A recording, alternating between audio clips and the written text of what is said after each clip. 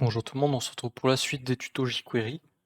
Aujourd'hui, on va voir tout ce qui est manipulation du contenu de votre page HTML. Donc, ça peut être la modification du contenu HTML de votre balise, ou bien la modification d'une balise complètement, modifier ses attributs, ou bien remplacer une balise par une autre. Tout ce genre de choses est faisable avec jQuery. Donc première fonction, c'est la fonction HTML qui va vous permettre soit de récupérer le contenu HTML d'une balise, soit de remplacer le contenu HTML d'une balise, selon si vous passez un paramètre ou pas. Donc par exemple, si je veux récupérer le contenu, ben, je vais faire un console.log de ce que je sélectionne, donc $dièse bouton 1 par exemple, .html. Donc si je fais un console.log de ça, je vais peut-être zoomer un petit peu. Hop. Donc si je fais un console.log de bouton 1.html, ça devrait me loguer le contenu HTML de mon bouton. Donc, je vais actualiser, je vais dans la console, je clique sur mon bouton parce que mon événement, mon event listener, il est sur le bouton lorsque je clique sur le bouton, et donc j'ai bien le contenu HTML de mon bouton. Donc ça c'est la fonction HTML. Donc elle peut être utilisée pour récupérer le contenu de votre balise ou bien pour le modifier. Donc pour le modifier, il suffit juste de mettre en paramètre ce que vous souhaitez mettre, ce que vous souhaitez remplacer en fait, puisque ça va remplacer le contenu déjà existant. Donc par exemple, si je mets, là j'avais press, si je mets appuyer à la place, voilà.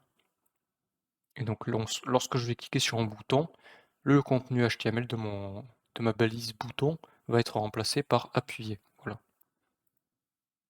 Donc ça, ce sont les deux façons d'utiliser la fonction HTML. Et donc ce système-là fonctionne pour à peu près toutes les fonctions qu'on va voir, c'est-à-dire si vous passez pas de paramètres, vous allez récupérer le contenu. Si vous passez un paramètre, vous allez le modifier, voire le remplacer selon la fonction. Donc deuxième fonction, on a la fonction append. Donc append, au lieu de remplacer comme HTML le fait, ça va insérer le texte à la suite du texte déjà existant. Enfin, je parle de texte, mais c'est le contenu, vous m'avez compris, le contenu de la balise. Donc, je reprends mon truc.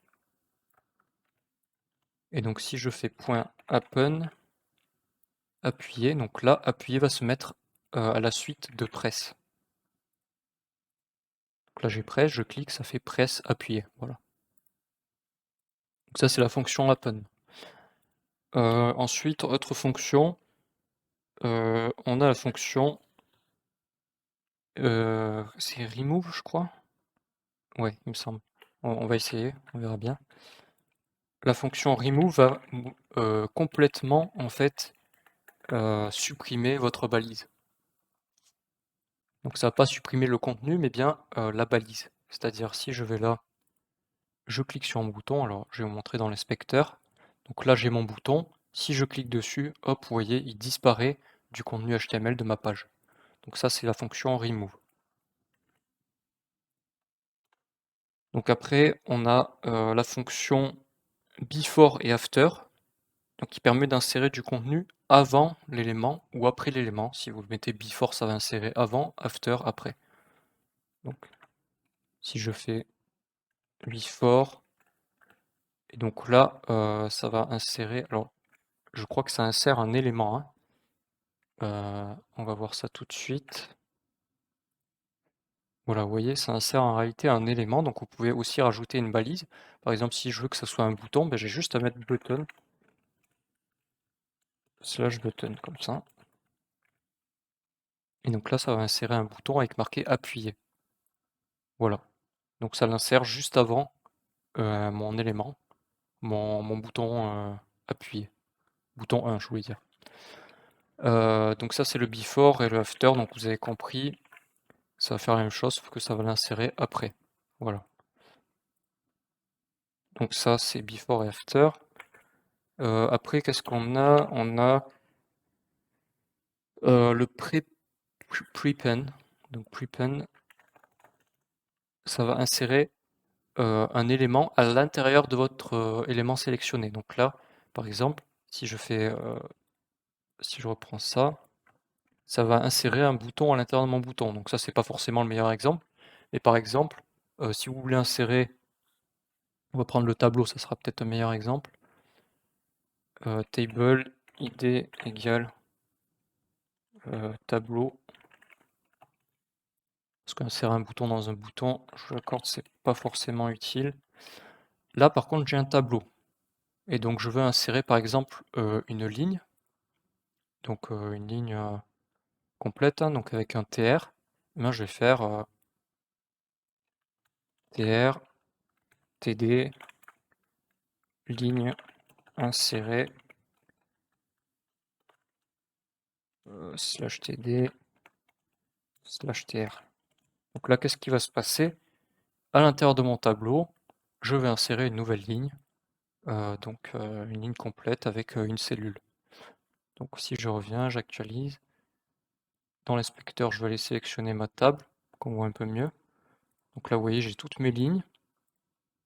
Et donc si je clique sur Press, eh ben, j'ai une nouvelle ligne qui s'insère. Alors elle s'insère avant l'entête, hein, donc forcément, c'est pas forcément très joli, mais vous avez compris le principe. Donc vous pouvez insérer directement dans mon tableau, j'insère une ligne, vous voyez. Donc ça, c'est le prepend. Après, oui, le replace with. Donc ça va être à peu près la même chose.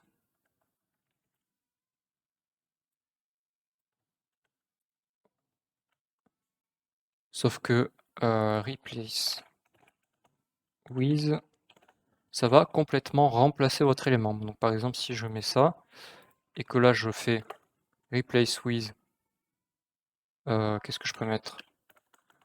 Button. On va pas mettre un bouton, on va mettre un input par exemple. Type égale texte. Et bien là, mon bouton va être remplacé par un input quand je vais cliquer dessus. Donc si on revient, j'inspecte mon bouton, je clique dessus, et ça ne marche pas parce que c'est pas replace with. Comment ça s'écrit ce truc? Replace with, ça doit prendre un W majuscule peut-être. Attends, c'est écrit comme ça. Ah voilà. Donc là, vous voyez, j'ai le chat qui veut sortir, c'est génial. Attendez, je l'ouvre. Donc j'ai bien mon bouton qui a été remplacé par une zone de texte. Voilà. Donc ça, c'est pour le replace with. Donc autre chose qu'on peut faire, on peut par exemple ajouter une classe à un élément. Donc par exemple, là, mon bouton, je crois pas qu'il ait de classe. Non, c'est bon. On va par exemple lui ajouter la classe bouton. Donc ça va être un point add class. Et donc là, je vais définir la classe. Donc par exemple, bouton, j'en sais rien. Hop. Et donc là, si je clique, que je vais inspecter, on peut voir qu'il y a bien une classe qui a été ajoutée à mon bouton. Donc voilà, vous pouvez ajouter une classe. Vous avez aussi remove class, donc ça fait la même chose, sauf que ça supprime la classe si une classe existe pour l'élément sélectionné. On peut également modifier le contenu CSS d'un élément. Donc par exemple, si je prends toujours mon bouton, que je fais .css, ben là je vais pouvoir lui dire je veux modifier par exemple la width, la largeur. Alors, je crois que ça se marche comme ceci, width, et là on met la taille, 400 px par exemple. On va voir si c'est comme ça, je me souviens plus trop. Ouais, voilà. Donc là, ça modifie la taille, sachant que dans le point CSS, vous pouvez mettre du JSON. Donc, pour si vous voulez modifier plusieurs attributs CSS à la fois. Donc, je vais pas vous montrer maintenant parce que sinon la vidéo risque d'être un petit peu longue.